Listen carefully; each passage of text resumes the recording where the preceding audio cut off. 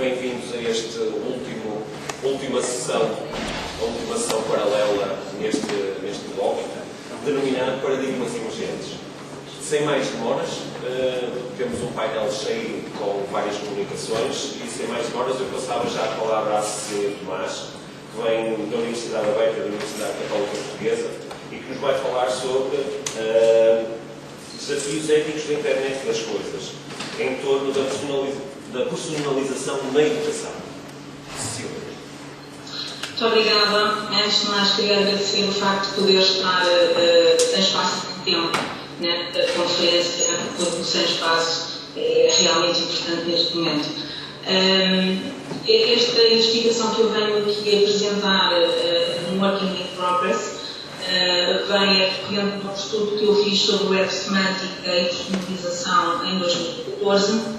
Nessa altura percebi que, efetivamente, a internet das coisas é uma das dimensões da web semântica que se apresenta como sendo das mais disruptivas. Embora na altura ainda tivesse uma expressão muito diminuta nas diferentes áreas da sociedade, daí a necessidade de esperar algum tempo para conseguir fazer um estudo que valesse a pena.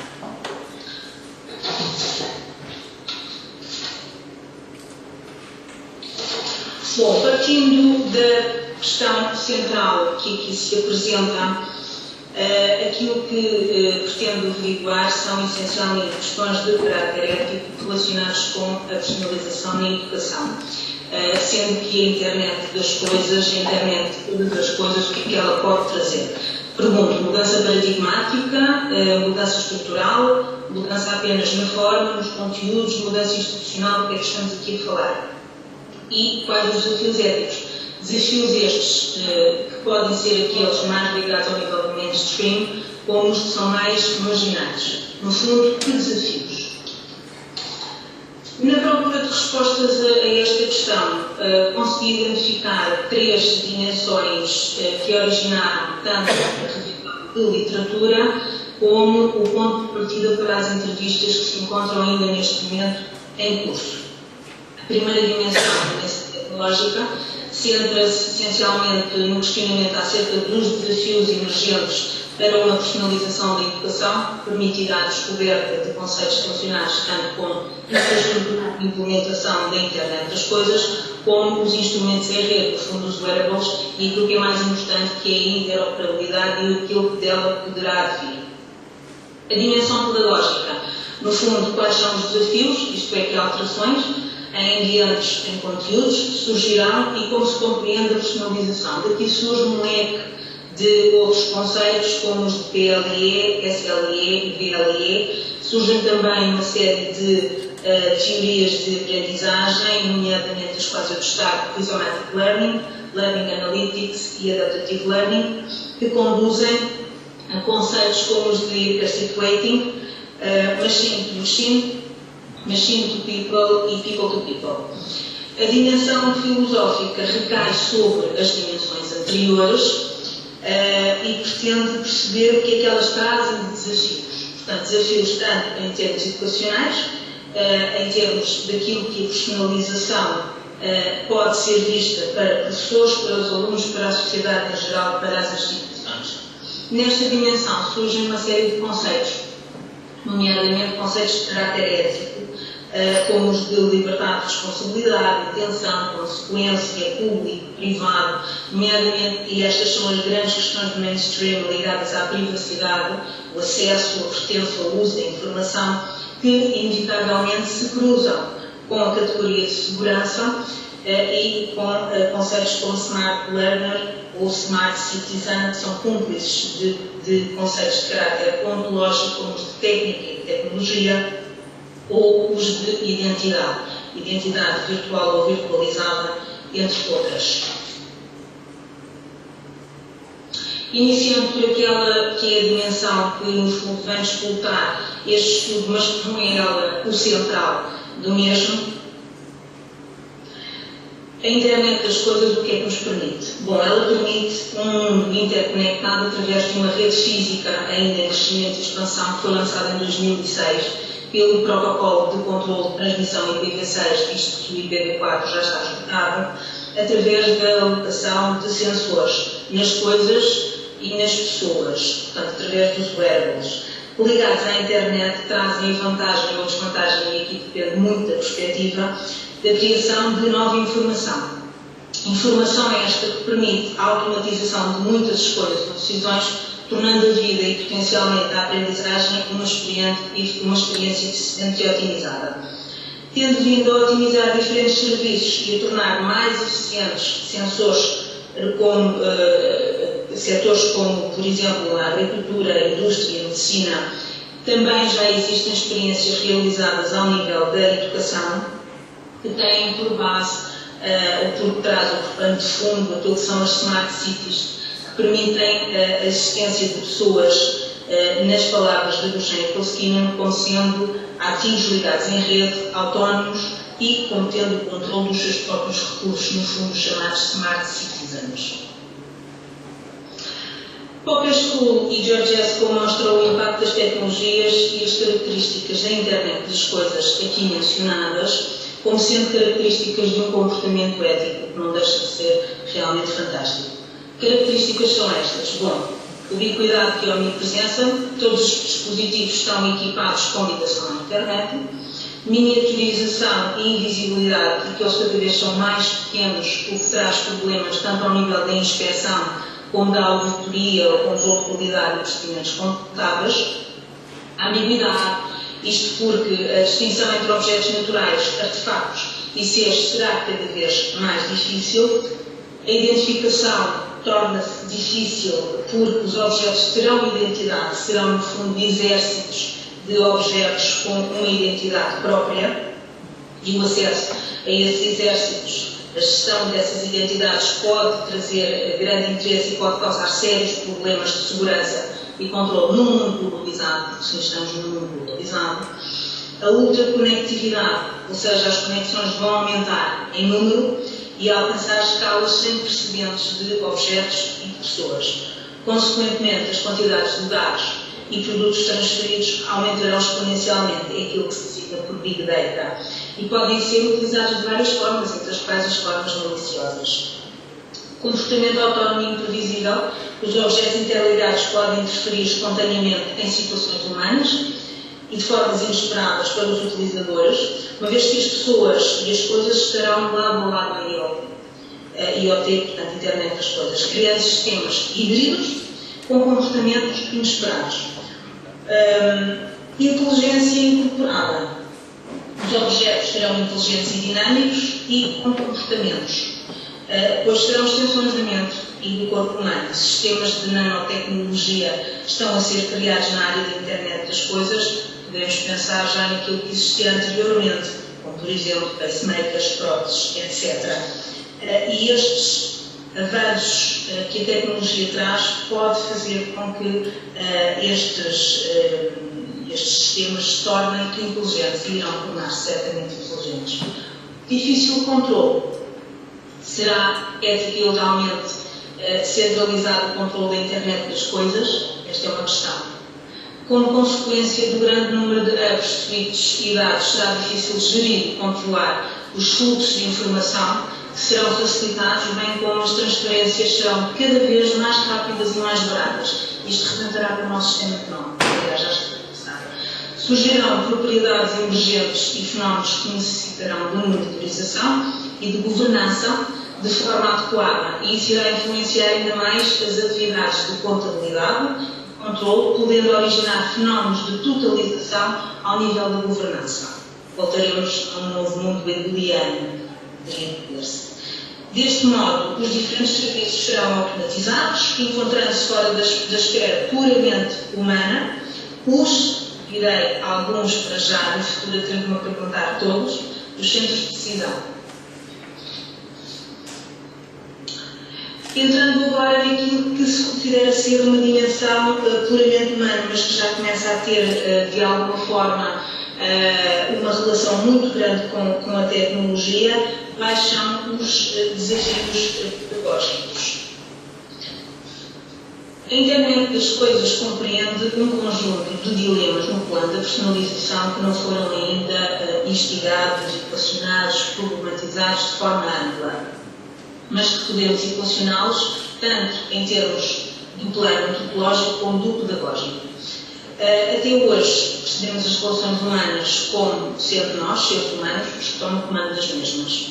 As relações, apesar de terem já integrado mecanismos não humanos, não viram até hoje cumprida a promessa da inteligência artificial autónoma. Porque mais do que relações de estruturas, as nossas relações, as relações humanas, são continentes de liberdade.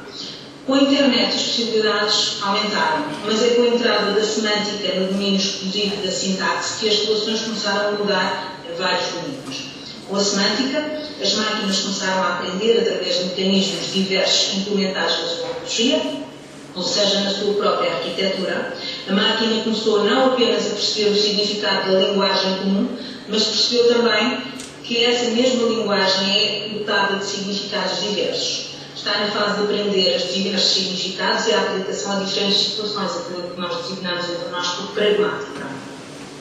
Temos atualmente uma máquina que aprende, machine learning, e que aprende não só com o ser humano, a partir das diferentes sugestões que o ser humano vai dando e que ela vai guardando na sua gigante memória, mas aprende também com as outras máquinas, isto é, com estar em rede. Sinal disso são os diferentes aplicativos que vão surgindo.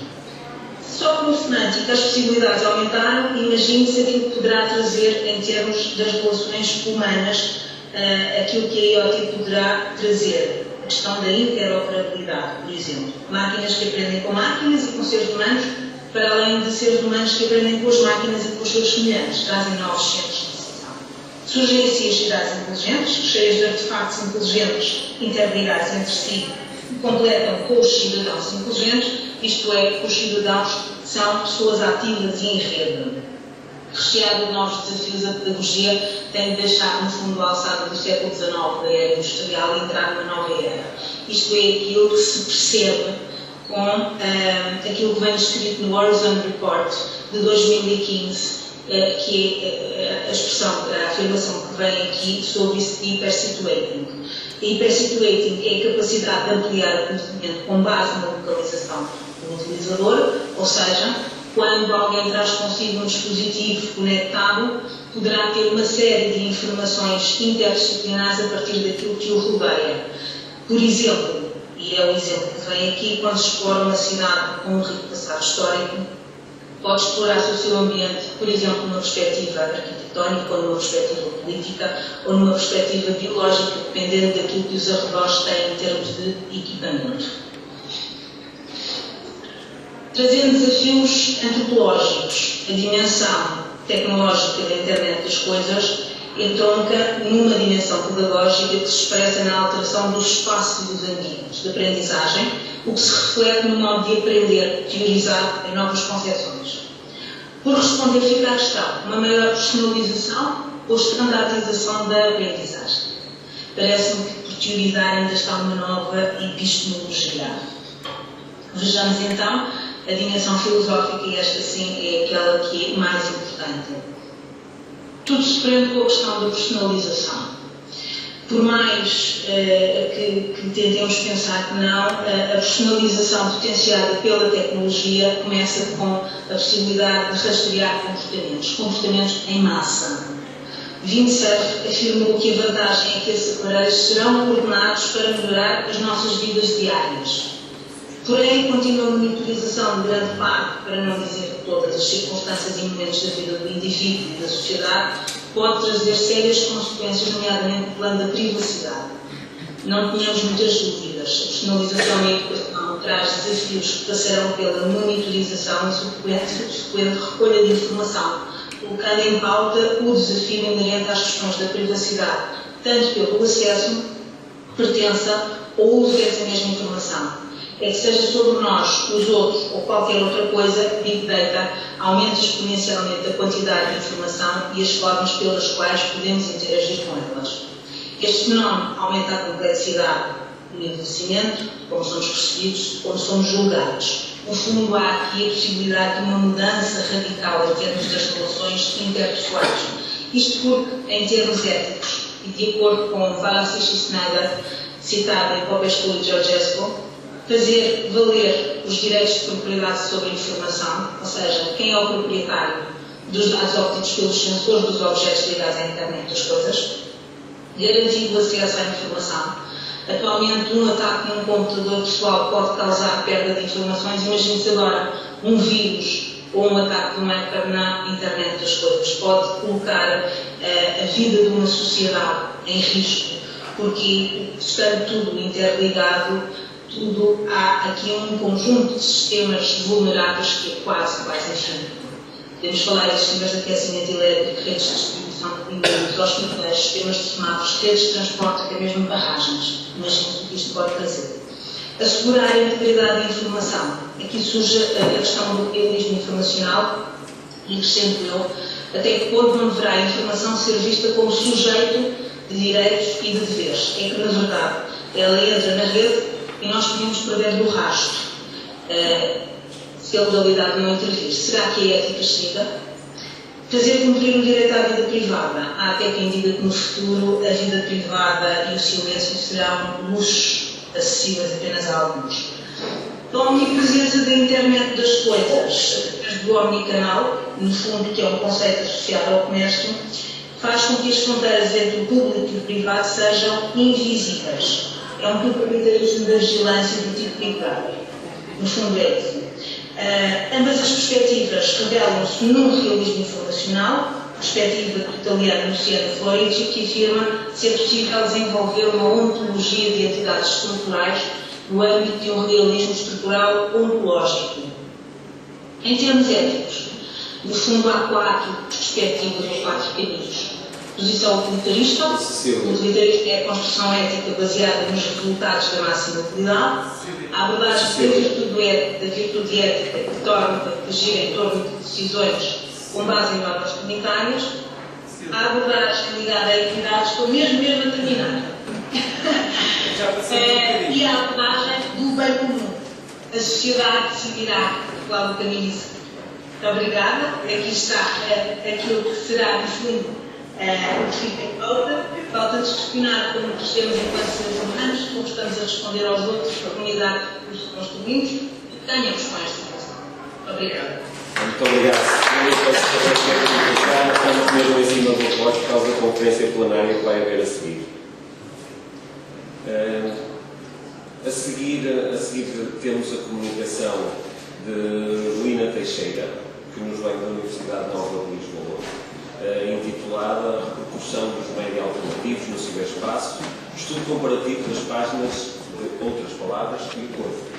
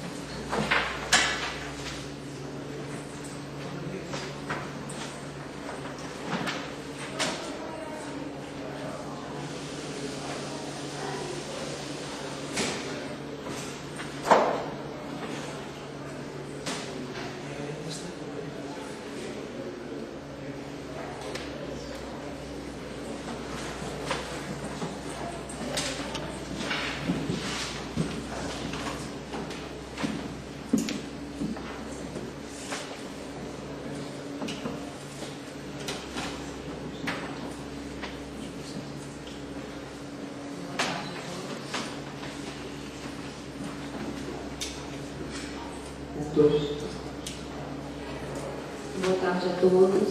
Agradeço primeiramente a oportunidade de estar aqui. Agradeço a organização do Congresso. Essa comunicação é resultado de uma pesquisa realizada no mestrado na Universidade Nova de Lisboa, cujo tema é a repercussão da mídia alternativa no ciberespaço, um estudo comparativo das páginas Outras Palavras e o Povo. Eu começo conceituando os média alternativos. Eles desafiam formas capitalistas dominantes de mídia. Um dos autores utilizados foi o Fuchs, para tratar um pouco desses meios alternativos. E são meios de contra-hegemonia. Intervêm na alteração de uma estrutura social, como conceitua Gramsci, a conceituação da contra-hegemonia, e tem a crítica como essência, a crítica da razão do sistema global capitalista, uma oposição a toda dominação. São meios sem apelo comercial que estimulam o debate público. E são meios que esse conceito é do Downing, são meios que alteram o pensar e o agir, são meios que funcionam em rede, que se alteram o pensar e o agir, e funcionam como uma alternativa, um alijamento dos conteúdos pelos mass media. Esse é um conceito do Coudry e Curran. Outros conceitos utilizados são da sustentabilidade. É possível, é preciso pensar um pouco sobre a sustentabilidade desses meios. São mecanismos que sobrevivem sem a venda de publicidade ou commodities, e muitas vezes eles utilizam o sistema crowdfunding. Uma das páginas estudadas, que é o jornal O Povo, ele passou, durante essa pesquisa que foi realizada, ele passou por uma situação de recursos, problemas de recursos, quase que deixa de funcionar por falta de recursos. Já Outras Palavras sobrevive de crowdfunding. Então, isso é uma reflexão que eu deixo aqui para a gente pensar um pouco sobre a sustentabilidade, a dificuldade em se manter esses meios alternativos. Outro conceito apropriado aqui é o conceito dos média massivos, até para fazer uma comparação entre os médias massivos e os alternativos. Os médias massivos, eles apelam para a parcialidade.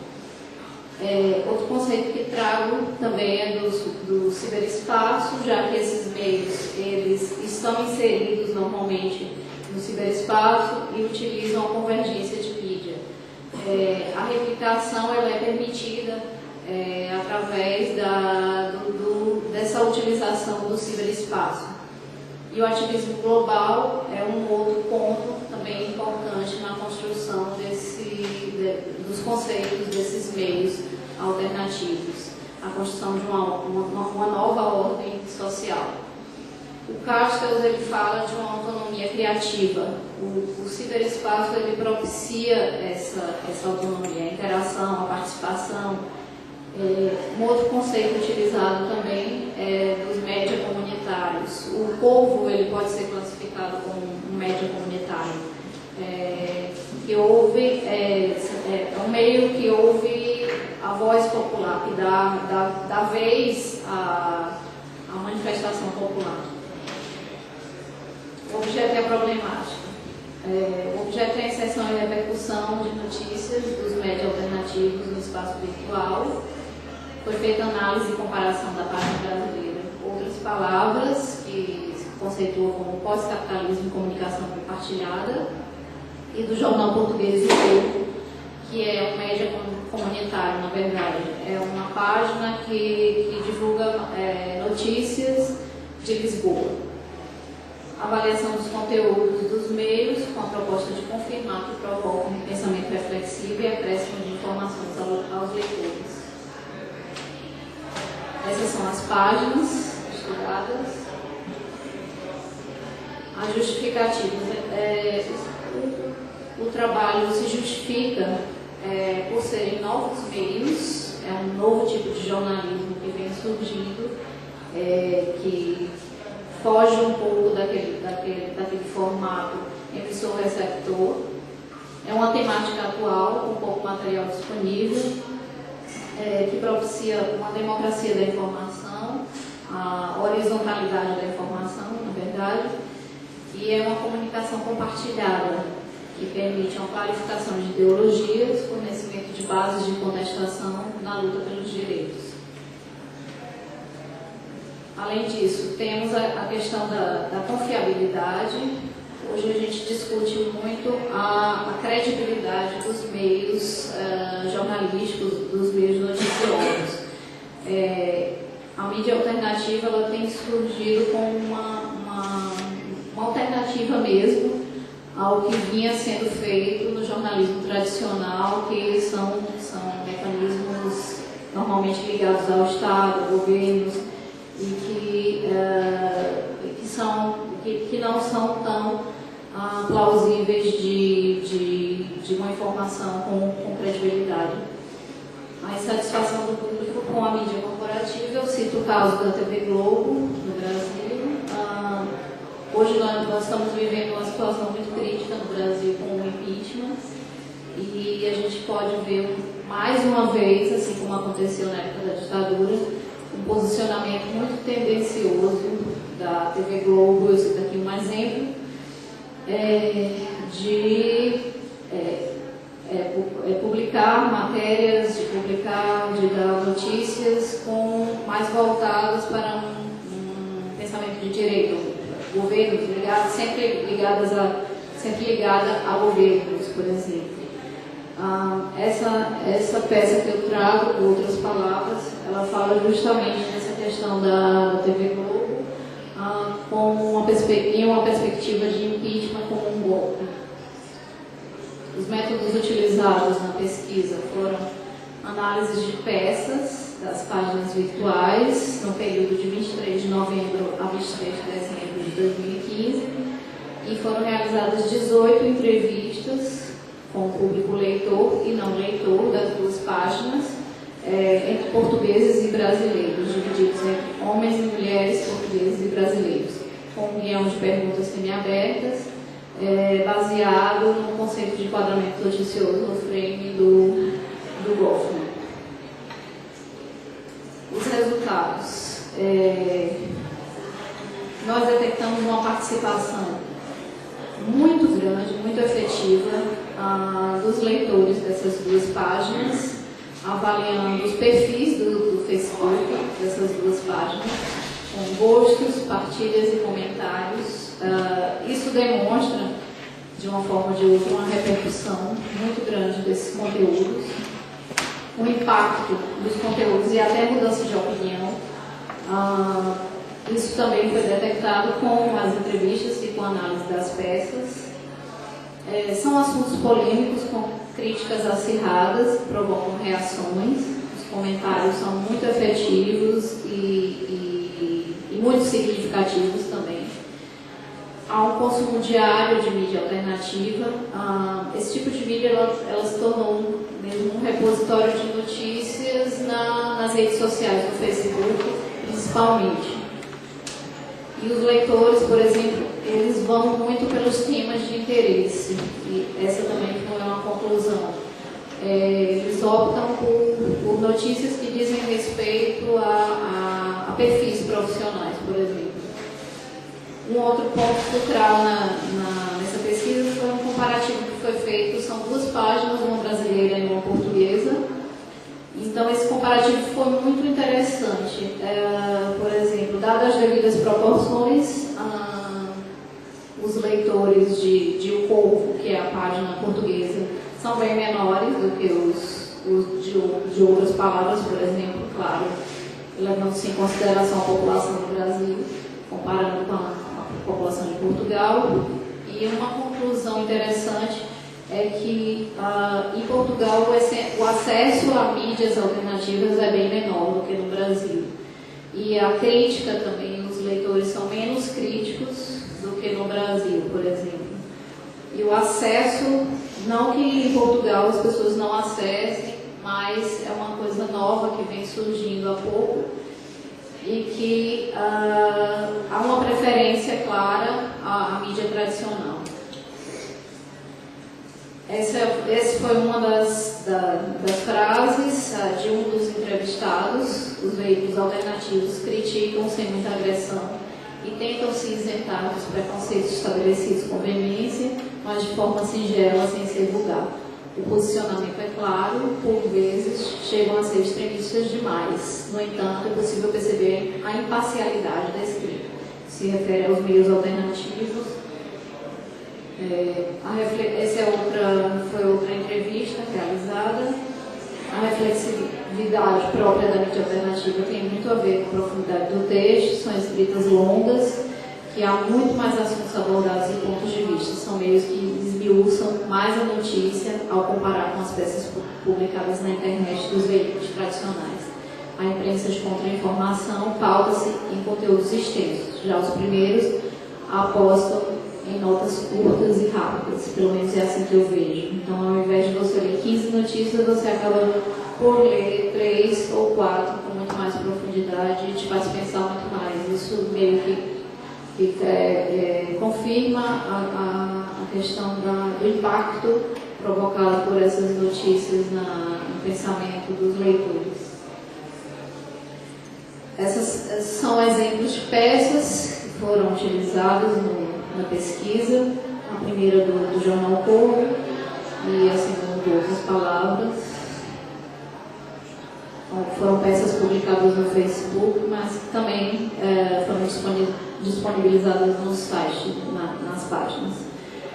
Esse é um exemplo só para mostrar o número de likes, né, 2,1 mil de comentários e de compartilhamentos, 2,5 mil compartilhamentos.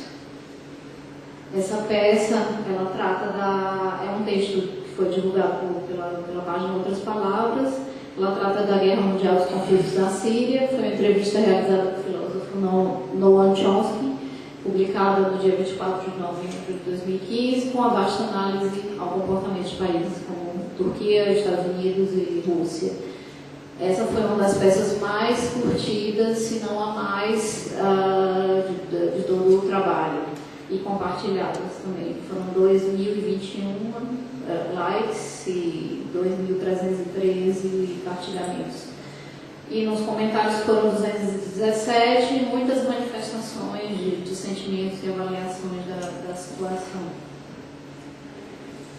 Bom, na conclusão, a gente pode pensar numa imprensa alternativa como um mecanismo informativo de baixo custo, de grande alcance, sobretudo através do Facebook. O ciberespaço ele abriu um espaço muito grande para a divulgação, para a replicação, para a participação, para a interação, tornou-se mesmo um repositório de notícias. A internet, com a abertura de espaço, liberdade de escrita, número de partilhas, likes e comentários. A internet propicia uma interação da audiência e os métodos alternativos realmente impactuam os leitores e possuem normalmente, pelo menos os que foram estudados, conteúdos aprofundados que prevêem análises e reflexões. Obrigada.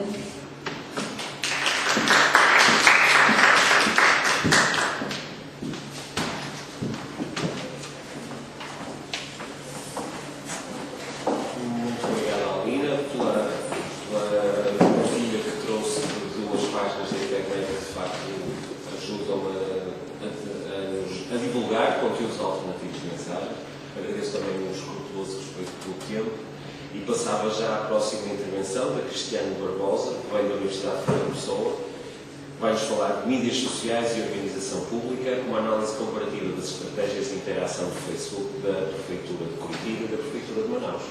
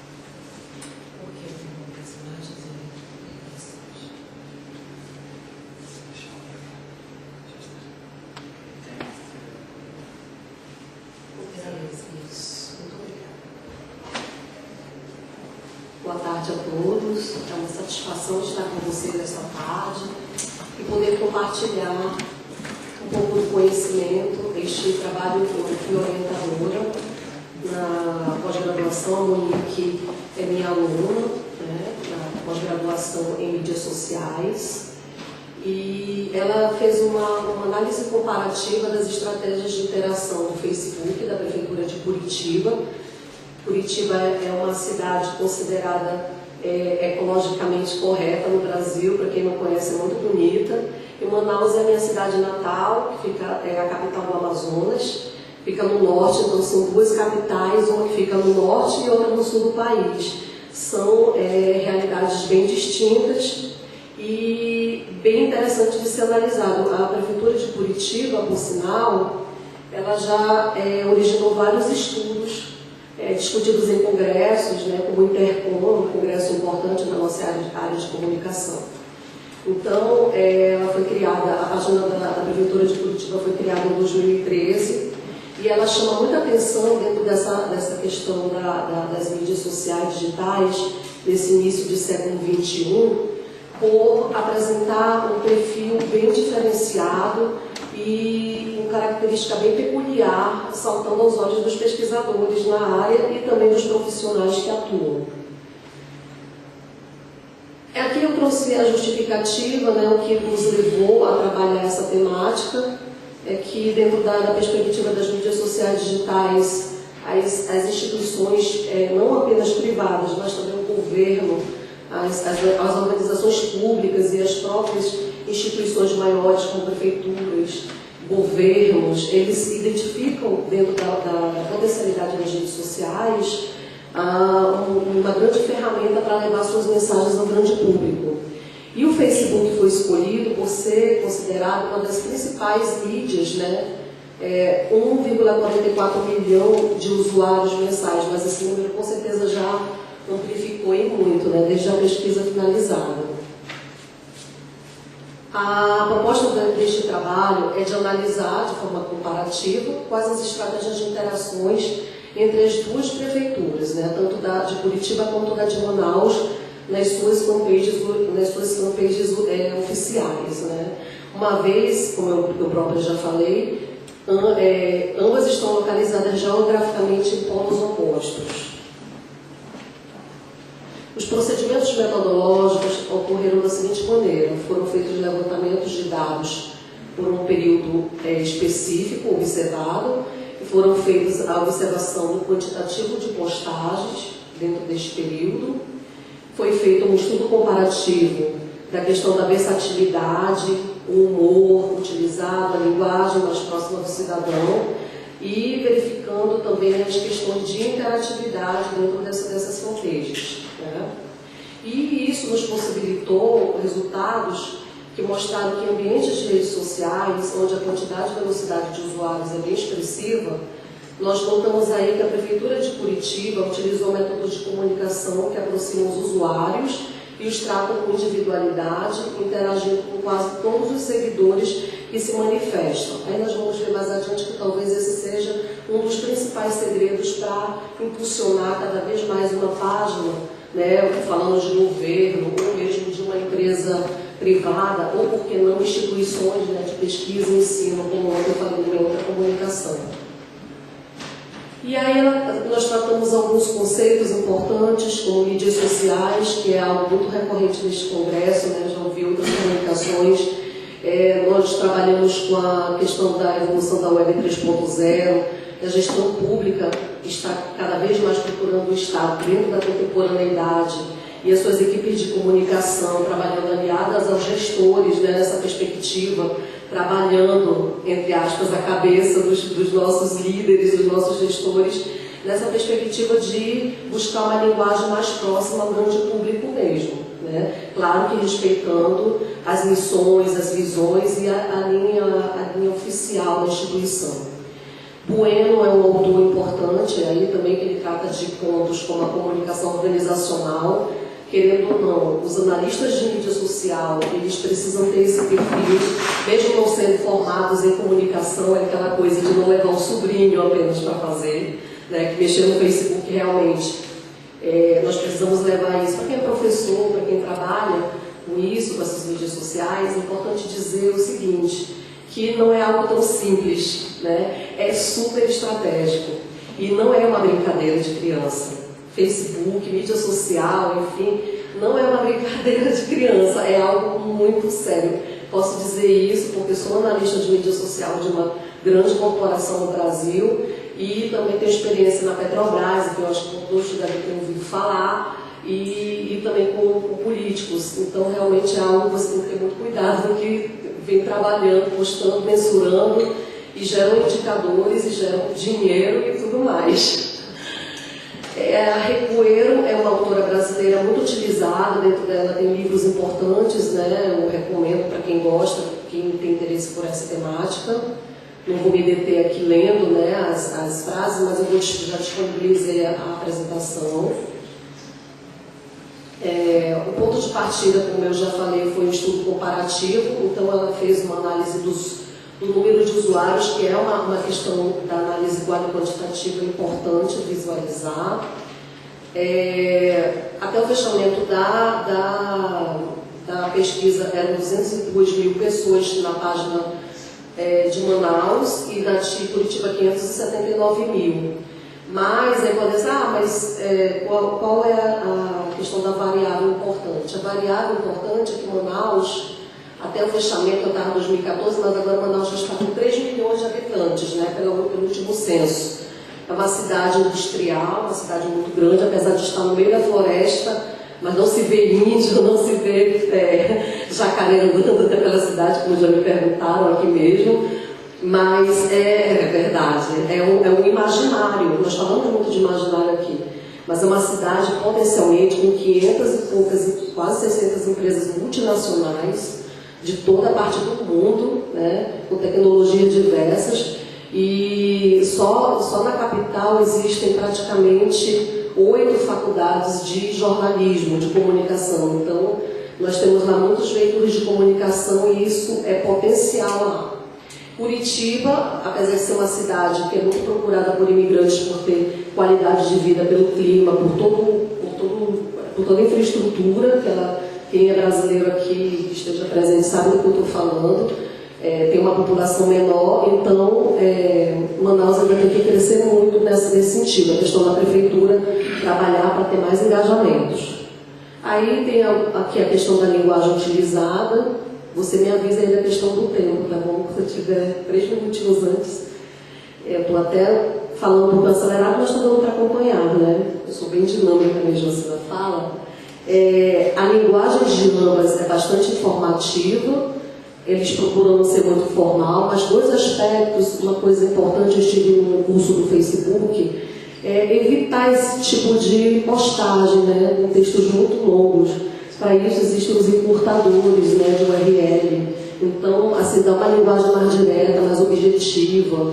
Então, isso daí realmente foi um ponto bem negativo na análise. E isso ainda é recorrente. Utilizar a questão dos vídeos, né, enfim, tem muitos recursos hipermediáticos agora que podem nos ajudar.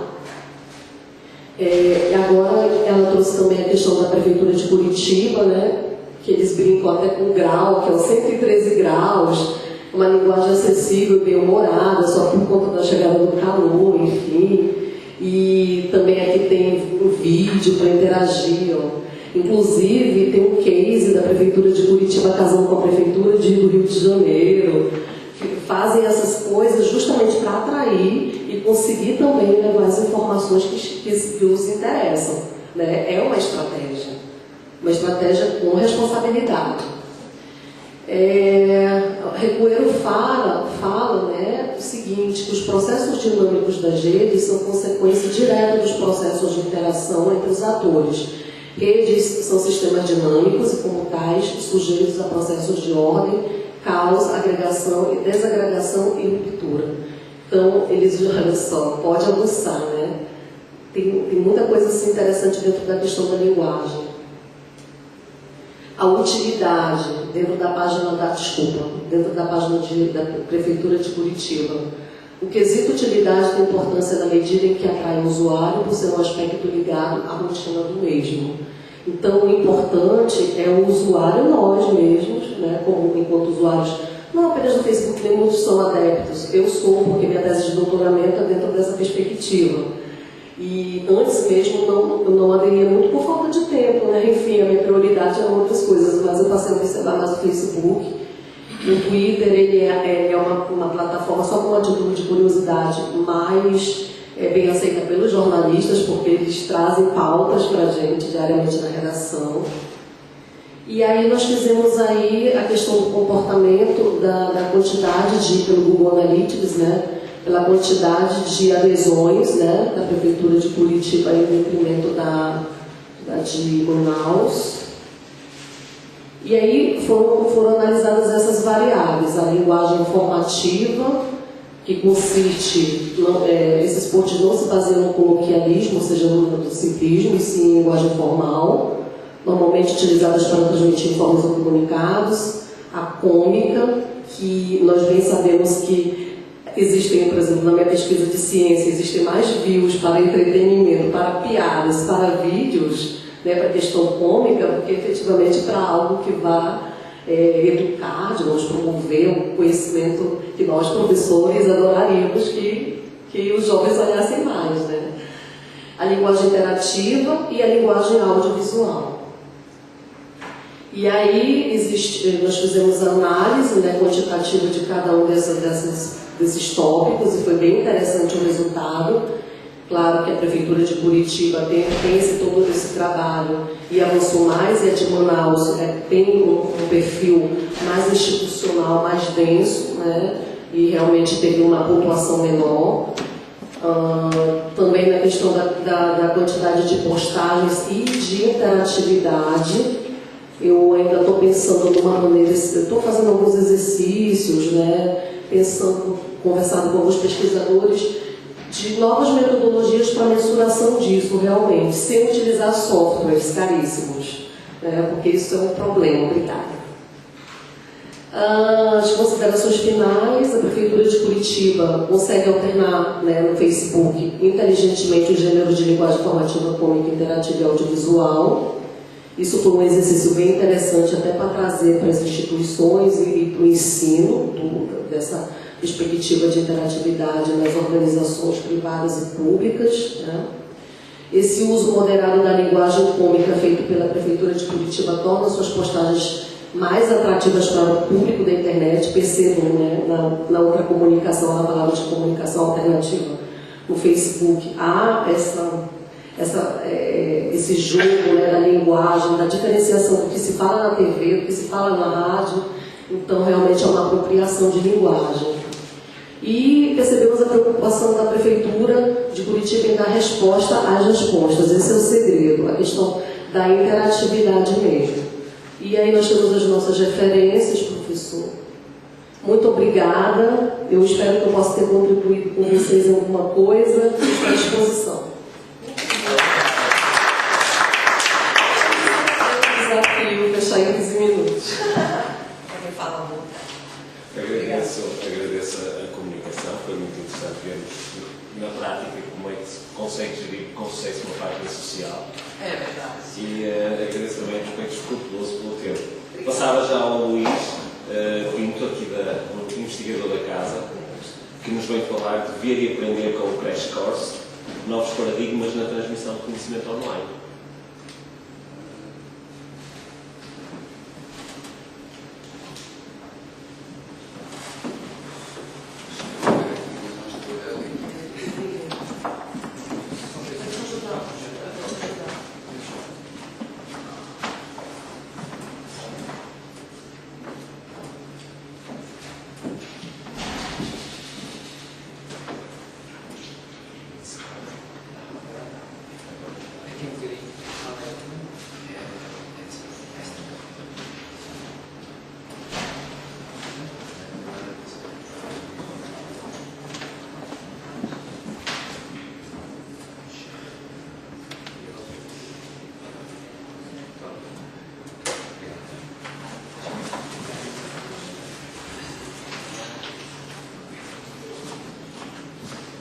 obrigado. Obrigado por terem permanecido, antes de mais.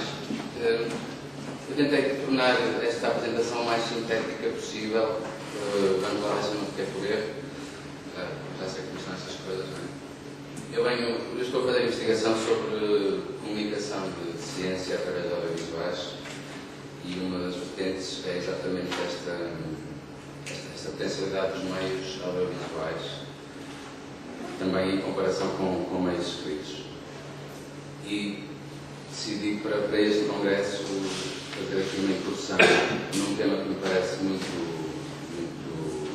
atual e muito pertinente, que é a transmissão de conhecimento online, porque eu estou a tratar de assuntos que têm essencialmente a ver com a transmissão de conhecimento. A vários níveis. Aqui existe, como se sabe, na comunicação de ciência, uma separação ou uma diferenciação entre disseminação, que é a gente faz, né? e a divulgação feita para um público mais vasto, mais para o público.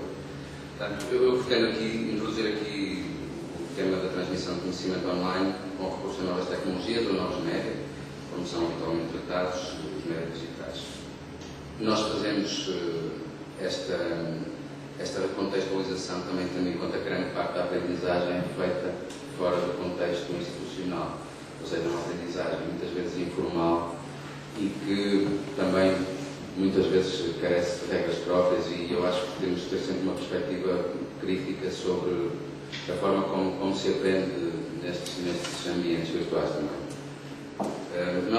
Nós assistimos aqui uma procura recíproca. Os criadores de conhecimento procuram o seu público-alvo e procuram neste seu habitat natural, podemos chamar assim, que é a web.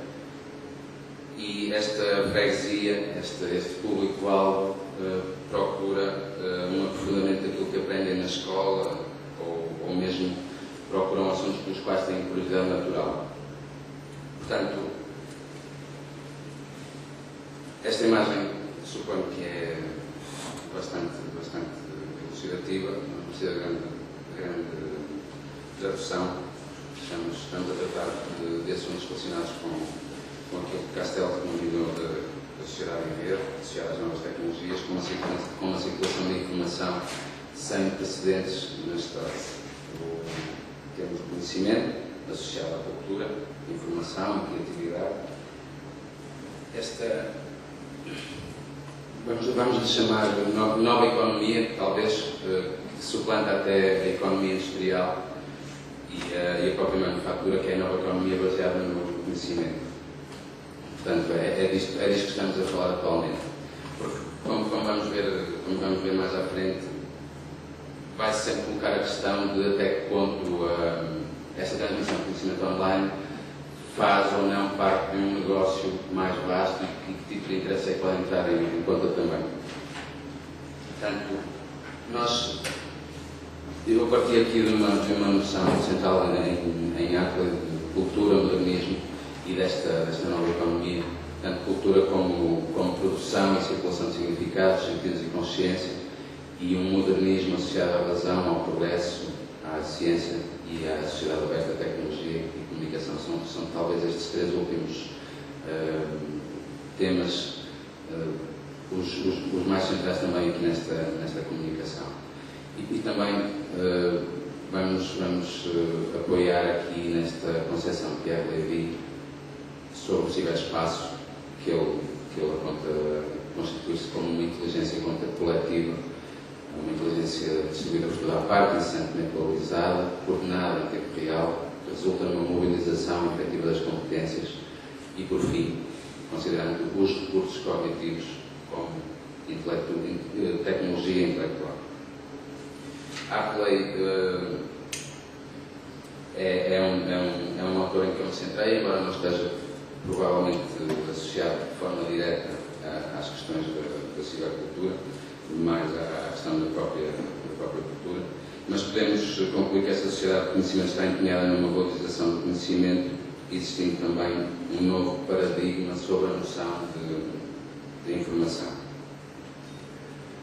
O cenário atual, com toda esta conjugação, é ideal para o surgimento de novos modelos de transmissão de conhecimento e de diversas plataformas naquilo que Jenkins também apelidou de convergência digital, e por que não admitir, lá está, novos modelos de negócio associados ao ensino. O e-learning e todas as novas formas de transmissão de conhecimento tornam-se possíveis com esta explosão de redes de conhecimento, de redes de comunicação, aliás, novos média, novas dinâmicas de acessibilidade e numa retórica construída em torno da imagem e movimento. Estas palavras dispensem ou esta consideração. Eu peguei nela a partir da obra do Gustavo Cardoso, associada às redes. Não tenho presente o livro neste momento, associado às redes de conhecimento. Talvez me lembre mais à frente. O que é que isto quer dizer? Esta retórica em torno da imagem e movimento é algo que parece ter vindo para ficar, mas há aqui uma preocupação que creio que será importante, que é as ações de follow-up, ou seja, aquilo que nós fazemos ou que sentido damos também àquilo que vamos apreendendo nestas plataformas e nestes contextos mais informais. O follow-up, no sentido de continuidade que nós damos àquilo que nós aprendemos. É esse enfoque crítico que eu acho que é importante termos também nesta situação. Isto acontece num cenário em que é possível, de facto, reproduzir e armazenar cada vez mais quantidade de dados. Existem vários tipos de aprendizagem e vários tipos de alunos. Existem alunos ou pegaria na palavra um aprendente que procura informação e registra informação e, no fundo, retém informação mais de acordo com as características ou com a sua predisposição para a aprendizagem. Temos o aluno visual, que aprende mais facilmente através de imagens, vídeos e demonstrações. O aluno auditivo, que recorre a podcasts, a gravações ou mesmo aulas orais. O aluno que retém mais informação ou tem melhor informação através de textos e das suas próprias limitações até, e o sinestésico, que é também um aluno que interage propriamente com a matéria através de exercícios de tentativa e erro, resolução de problemas e experiências antes. Isto leva-nos a... E depois eu aqui queria falar e vou focar isto muito de forma leve. As plataformas que existem hoje em dia para o ensino à distância e para a transmissão de conhecimento. Isto aqui é um quadro que é focado concretamente na realidade americana, mas temos ali nomes que já são familiares, como é o caso da Academia Khan, do Coursera, do edX e do Udacity. Isto são plataformas de ensino à distância, concretamente os MOOCs, os Massive Open Online Courses, que constituem ambientes virtuais de aprendizagem baseados na coprodução e têm como raiz os modelos de educação à distância e educação aberta, associada ao livre acesso à aprendizagem, e ao conectivismo, uma teoria da aprendizagem da era digital, associada às ciências da competição. Está também associado aos conceitos de cognitivismo colaborativo. Os MOOC têm sido estudados relativamente à sua validade, mas também enquanto modelo de negócio, e há alguma literatura já criada até relativamente à taxa de sucesso e de abandono dos MOOC e até de follow-up. Esta questão do abandono, eu já, e muitos naturalmente já encetámos, pelo menos encetámos alguns cursos online, e uns podem realmente ser mais válidos do que outros, e nós temos a nossa própria perspectiva crítica, mas a verdade é que bastante literatura refere a esta questão, que é a taxa de abandono, ou seja, não darmos seguimento a um MOOC, a um curso massivo online, e também é necessário percebermos porquê. Depois temos aqui outras plataformas que já são num formato diferente, cada uma tem as suas características. Eu diria que duas delas são mais direcionadas a um público mais conhecedor, como é o caso da Jove ou da Video Lectures Net. São formatos distintos. A Jove é um site, está também usado no YouTube, suponho, mas tem a sua própria plataforma, que é um jornal científico, utilizado por pares, que publica métodos experimentais em projetos de formato vídeo. O videolectures.net é o maior repositório de palestras académicas no mundo atualmente. Ele está baseado na Eslovénia, baseado em termos de localização. A publicação é feita sob a licença da Creative Commons, ou seja, há aqui uma associação direta à política de Open Access também. E é bastante centrada em ciências da competição, e-content, e-science e tecnologia. Mas diria que, tendo em conta o contexto académico mais hardcore, talvez seja para um público mais conhecedor de facto. A Khan Academy e a TED são, diria, talvez estrelas pop.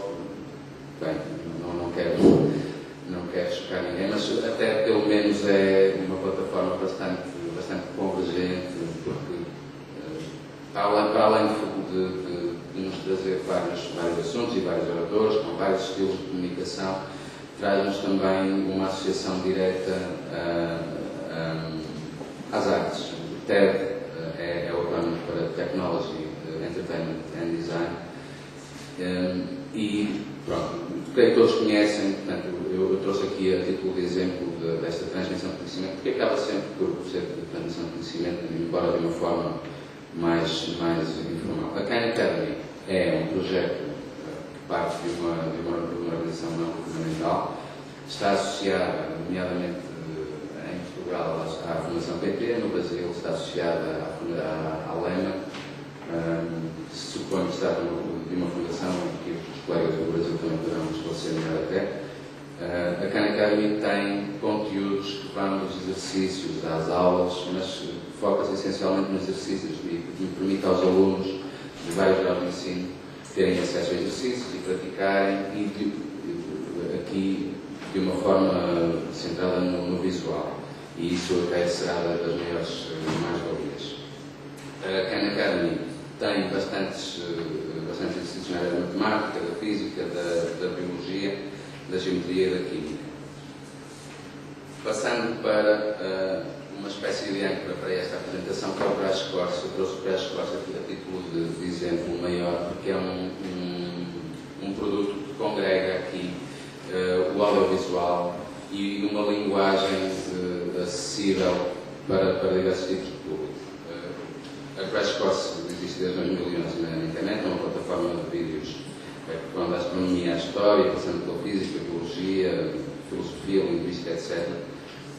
O formato dos vídeos, pode-se dizer, é a tendência na criação deste tipo de conteúdo. São curtos, incisivos e eficazes e são uma porta de entrada descomplexada de literacia nos mais variados temas.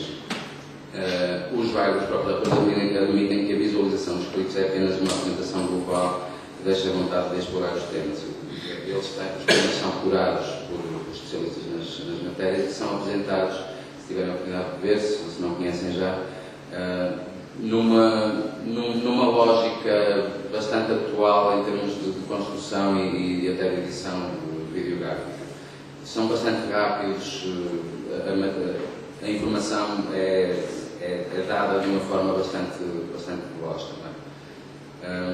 Mas o Crash Course surge aqui a título de exemplo exatamente porque congrega todo, talvez seja um produto mais próximo daquilo que seria o ideal se procurarmos uma linguagem acessível com bastante ilustração, principalmente à animação, à fotografia e ao próprio vídeo.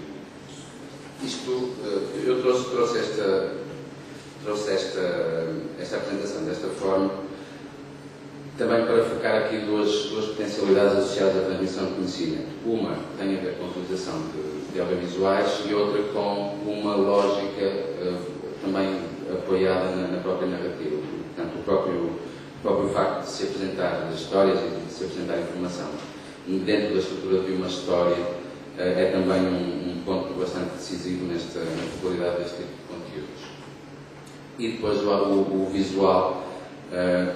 Eu trouxe aqui alguns números, talvez eles sejam apenas um suporte bastante simplificado ou até simplista daquilo que eu pretendo dizer, mas para focar aqui um ponto principal, que é quase consensual, que a utilização de imagens e principalmente de imagens em movimento ajuda muito à transmissão de informação E, portanto, é necessário também termos isto em conta. No entanto, existem, e como também saberão, perspectivas diferentes. Há pessoas que continuam a considerar, isto é quase consensual, mas há sempre pessoas que continuam a considerar que o visual não é suficiente ou é apenas um complemento para a transmissão de informação. Eu trouxe, e foi de facto uma coincidência, só uma pequena ferramenta ou um pequeno contributo para que se possa analisar quanto à validade da utilização de imagens na comunicação de ciência, de transmissão de conhecimento, uma contribuição de Adélio Marcos Fernandes. Ele define perguntas essenciais para analisarmos a visualização de informação quanto à sua eficácia, que é a eficácia que queremos também falar. Questões. Como sabemos o que o utilizador apreendeu e o que se apresenta?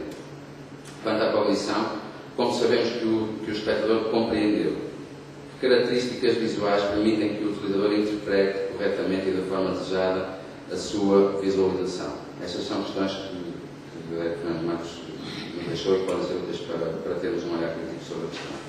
Para terminar, esta é uma questão que ficará sempre em aberto. Eu trouxe estes exemplos para sustentar também esta ideia de que estas novas formas de transmissão de conhecimento são uma realidade, devem verificar. Agora, será sempre importante olharmos para isto e tentarmos perceber o rigor ou a consistência do que é aprendido, ou se o mesmo é interiorizado, esta mesma informação é interiorizada de forma competente. A literatura não abunda nisso, e temos realmente que ter atenção a este tipo de transmissão de conhecimento. Pronto, agora perdi um bocado no final, peço desculpa, mas essencialmente é isso. Muito obrigado. Obrigado, de facto ficou expresso no teor. Eu passava já sem demoras para a próxima comunicação. Colega também da casa investigadora Emília Araújo nos vai falar de politizar o tempo no e do digital, o debate e a controvérsia sobre a lei das 35 horas.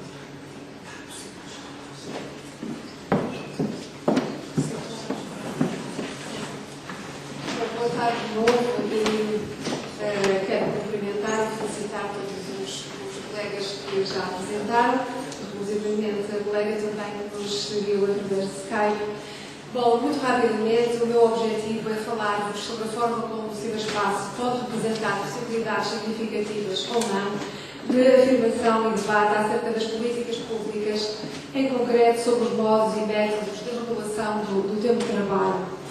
A lei em Portugal, a lei das 35 horas, define 35 horas como limite máximo semanal dos períodos normais de trabalho e, como sabem, entrou de novo em vigor a 1 de julho, revogando, no fundo, as alterações de 2013, da altura do ajustamento, em que este horário foi de 40 horas semanais. Também, muito rapidamente, de facto, mas parece-me muito central para introduzir esta questão, a regulação do tempo de trabalho e, no fundo, de todo o tempo de vida após a Revolução Industrial e nas sociedades ocidentais, é um assunto central de política pública e desde sempre esteve sob o foco das principais manifestações sindicais e também mais tarde, inclusive até hoje, dos movimentos também feministas. O facto é que, a não ser nos momentos chamados de efervescência social, como manifestações, greves, períodos de campanha eleitoral, esta questão tão central no domínio da política pública acaba por sobreviver, digo, de forma bastante invisível e silenciada. Em matéria de economia, de resto, e nas sociedades ocidentais, o tempo é objeto de uma aculturação profunda e unilateral a respeito da sua rentabilização ao máximo enquanto recurso. Para pensarmos o potencial do ciberespaço em termos de afirmação do debate e da participação face a políticas públicas e, no fundo, face à política em geral, é preciso pensar no papel dos mídias neste processo. E tem-se vindo a afirmar o potencial destes mídias, sobretudo dos mídias sociais, no desenvolvimento de movimentos participativos, criando espaços de flexibilidade, de esclarecimento, até pela maior possibilidade que têm em armazenar tempo, providenciando aquilo que seria os intervalos para a reflexão e para a interpretação. Acontece, no entanto, que alguns destes estudos e outros também mostram como a própria possibilidade dos espaços digitais parecerem e funcionarem no sentido da lógica imediatista, criando aquilo que se designa ser o tempo público comum, favorece apenas a substituição do paradigma temporal causal para um paradigma de previsão e de antecipação, sem interpretação ou reflexividade, o que leva e alimenta a reprodução de estereótipos e de representações que condicionam a política e o modo de fazer política, ela própria também dependente dos média e da velocidade a que circulam os discursos, as informações e os contradiscursos. O que é que nós, também agora de novo rapidamente abreviando, o que é que nós podemos dizer depois de recolher e observar 3 jornais online, 3 jornais portugueses, Jornal de Notícias, Jornal de Negócios e o Público, e também as interações nas respectivas páginas do Facebook, desde a entrada do governo atual em Portugal. Podemos dizer que há aqui 2 momentos diferentes, embora do ponto de vista estrutural, vão perceber, sejam compostos de forma bastante idêntica. Um primeiro momento desta controvérsia é dominado pela reposição, pela ideia da reposição de uma injustiça, pela monitorização sobre promessa, fundamentalmente face a sindicatos e a outros grupos da ação coletiva, e neste primeiro momento, os jornais referem muito especificamente a esta ideia de risco de inconstitucionalidade, que acaba por depois de se demonstrar ser, no fundo, uma espécie de não assunto. Nas interações do Facebook observadas, nas páginas dos jornais, observamos também que se posicionam, há um posicionamento que se situa bastante contra os sindicatos e os seus objetivos e fundamentalmente contra os funcionários públicos em geral, contra o público em geral, face àquilo que serão as injustiças relativamente ao privado. Neste primeiro momento, os jornais diferem, mesmo assim, em termos de ênfase e de responsabilização do governo, ainda que sem referências a estudos ou debates ou jurisprudência à própria legislação. Mesmo assim, o Jornal de Negócios e o Jornal Público são os que mais destaque conferem ao assunto, incluindo artigos sobre aquilo que designam por várias vezes alertas ao governo por parte de especialistas e algumas entidades com algum papel de supervisão, como o caso do BCE, ou confederações da indústria e confederações patronais. O assunto é destacado nas primeiras páginas e por várias vezes rebatido de forma defensiva, isto é, as peças tendem a frisar, por um lado, a especificidade daquilo que se considera ser, de uma forma holista, toda a função pública e, por outro lado, sugerir dúvidas sobre os custos imputados, de forma causal, à redução do número de horas, frisando o impacto na economia de forma negativa, o aumento das contratações, a imagem de Portugal, mas, sobretudo, esta ideia muito forte de um privilégio específico para a função pública na sua globalidade.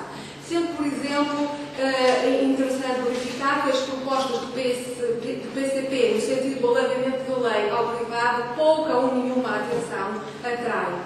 Por exemplo, também, desde o primeiro momento, o Jornal Público dá bastante voz a comentadores que insistem, de facto, neste ponto da desigualdade face ao privado. Também o Jornal de Negócios utiliza e recorre várias vezes a representantes de confederações patronais e industriais. Num segundo momento, que começa com o debate das grandes opções de plano e, portanto, para o orçamento, a estrutura mantém-se, como disse há pouco, embora agora a ênfase incida mais sobre a eventualidade dos custos da redução e o impacto no orçamento. Há também mais intensidade no contacto relativamente à remissão para representantes também de entidades patronais e, adicionalmente, há uma ideia generalizada de que a igualdade social, parece muito importante este ponto, se faria com o ajuste às 40 horas, e isto é muito mais evidente nos comentários das páginas do Facebook, com o ajuste às 40 horas e não ao alargamento das 35 horas. E isto acontece, sobretudo, até ao momento em que o António Saraiva, o Presidente da Confederação da Indústria Portuguesa, em 2 de outubro, faz declarações, das quais vos vou falar daqui a pouco. Portanto, ao nível das interações do Facebook, dos vários jornais, enfatiza-se bastante esta ideia da crítica face aos funcionários públicos, que são apresentados como chulos, como mamões, e aos sindicatos e aos sindicalizados, que são apresentados como dispensáveis, como absolutamente preguiçosos. Portanto, isto é o tom do discurso, das interações nos comentários, nas páginas do Facebook, às peças que, entretanto, saem nestes jornais. É todo um tom bastante irónico e algo, podemos dizer, insultuoso, embora o insulto também tenha as suas representações, como sabemos, e vias de análise. Destaque-se a referência do jornal Negócios a uma entrevista justamente de António Saraiva, de 2 de outubro, em que ele chama tontaria ao alargamento das 35 horas ao privado. E este é, de facto, um gatilho para uma série de comentários, também um tom muito crítico, mas aqui já em afirmativo da exploração do tempo de trabalho no privado versus público, o que acaba por ser um dos momentos que eu considero também, aliás, no fundo, mais reflexivos dentro do percurso que fizemos em termos de análise de toda esta informação.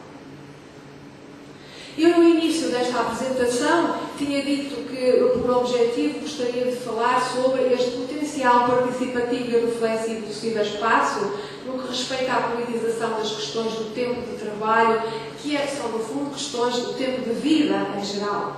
E em termos de grandes conclusões, e passando aqui, de facto, à demonstração de todos estes resultados, e levando em conta os enquadramentos de que falei há pouco, pode dizer-se que a grande conclusão, ou a grande ideia que tiramos é que se verifica, ou se demonstra, pelo menos em relação à informação que analisamos, um déficit elevado de reflexividade sobre o tempo de trabalho e o seu significado, valorizando-se do ponto de vista das próprias peças que aparecem nos jornais, o facto, tudo aquilo que é mais duvidoso ou incerto, ou que se situa neste âmbito da tal antecipação ou emergência potencial.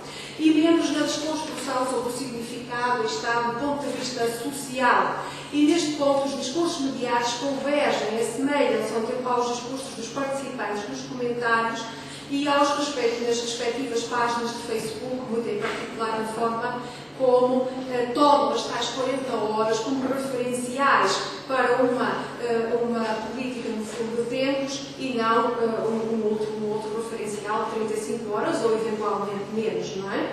Portanto, mostram de facto a ausência de conhecimento político que tende para um discurso que é bastante extremado e algo conservador e que reforça, segundo a minha perspectiva, esta tese, penso que é bastante consistente, sobre o período em que vivemos de substituição de um paradigma temporal causal para um paradigma de previsão e de antecipação sem intervalos de interpretação, propiciando ou que se observa particularmente na falta de análise de impacto do aumento ou da redução da demora de trabalho e na sua excessiva associação, isto é muito especialmente notado nas peças dos próprios tribunais, há necessidade ou não de contratação e há o peso ou não do ponto de vista do orçamento, sendo que são tudo questões que são absolutamente dadas sem grande informação.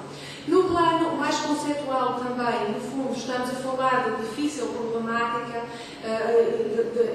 difícil e problemática relação entre a participação pública, a informação e o tempo de interpretação no tempo do online e no tempo do real time, do tempo real. Aquilo que alguns autores que já mencionei há pouco chamam de capitalismo comunicativo.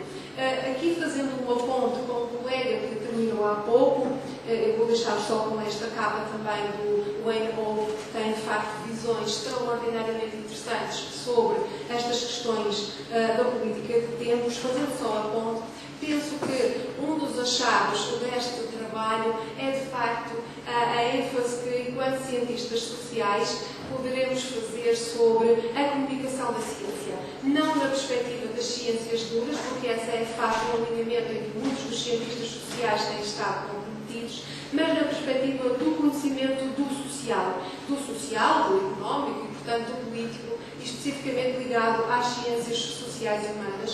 Penso que é muito mais difícil, de facto, esta aprendizagem da transmissão ou da divulgação e da veiculação do conhecimento. Muito obrigada.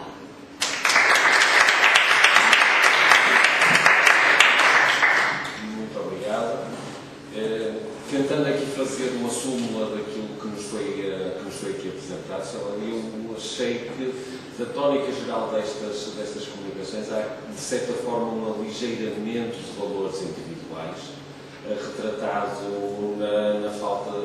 na facilidade com que nós cedemos o rastreamento de dados individuais, isto falávamos a Cecília na primeira, a facilidade com que se comentam coisas na internet a coberto do anonimato, que é o conforto de um ecrã. Também, de certa forma, portanto, a informação transmitida de uma forma ligeira e leve, que depois vai chegar aos crash course, uma substituição da forma de transmitir conhecimento, chegando à falta de reflexividade sobre as políticas nacionais. Eu tenho aí muito pouco tempo para alguma pergunta da Assembleia, pedem que termine às 18 horas, mas eu abriria ainda uma pergunta à assistência.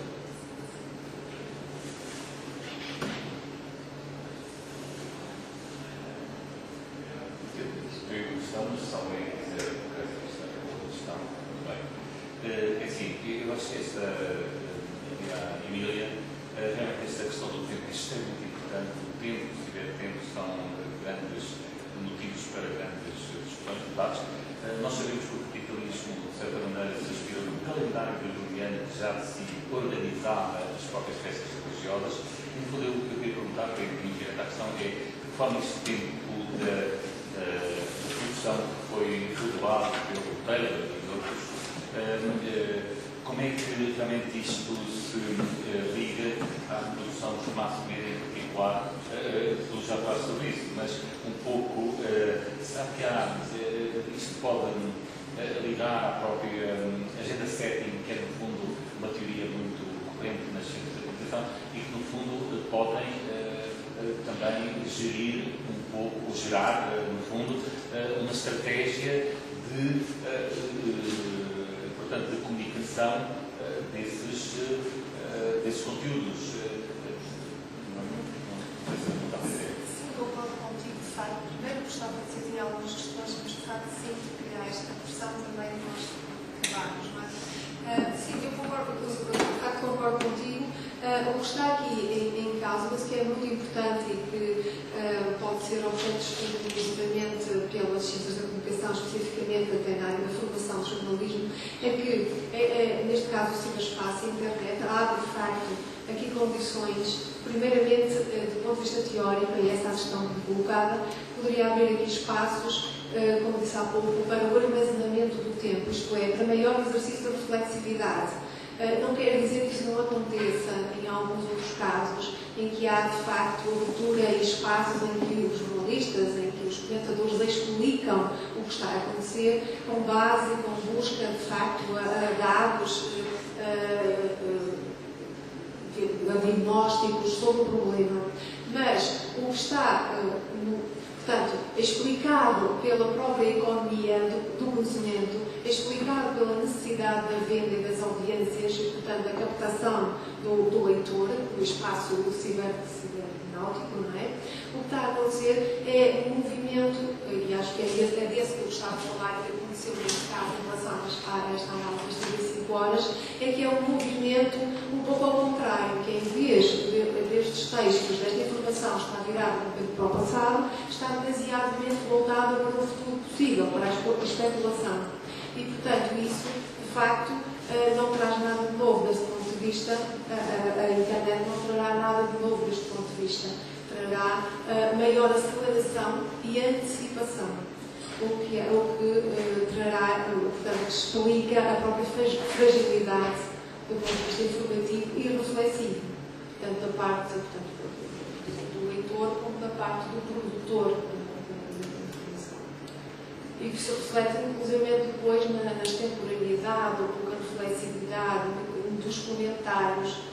Eu não verifiquei isso ainda, mas é possível notar que há variações nas intervenções desde o momento em que há pessoas que vão, portanto, a evolução da interação faz com que a mesma pessoa tenha posições diversas sobre o mesmo assunto, o que me parece também interessante, tem a ver já com a cultura científica e a forma como as pessoas escrevem e se posicionam face às notícias no espaço cibernáutico, que muitas vezes se torna anónimo, de facto, com nomes completamente fictícios. Não é? Eu agradeço então a todos os comunicantes pela qualidade das participações e também à audiência